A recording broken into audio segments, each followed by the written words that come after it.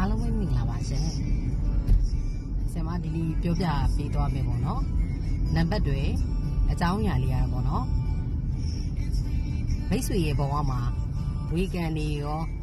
မြေတိုင်အိမ်တော်ကြီးကန်နေရောပေါ့နော်အဆက်ဆက်ရရအဆင်ပြေခြင်းတွေရရှိမယ်အေးချမ်းခြင်းတွေရရှိမယ်ပျော်ရွှင်ခြင်းတွေရရှိမယ်နံပါတ်တွေအကြောင်းအရာလေးကိုဆင်မကပြောပြပေးတော့မှာဖြစ်ပါတယ်အဲ့နံပါတ်တွေလေးကတော့မိတ်ဆွေကိုင်းဆောင်ထိုင်းနေပေါ့နော်စိတ်ချမ်းမြေ့ကြတယ်ကိုကြုံဆုံလာမယ့်နံပါတ်တွေလေးပဲဖြစ်တယ်ပေါ့နော်ဒီနံပါတ်တွေလေးကတော့မိတ်ဆွေရဲ့ဖုန်းနံပါတ်ထဲမှာ3663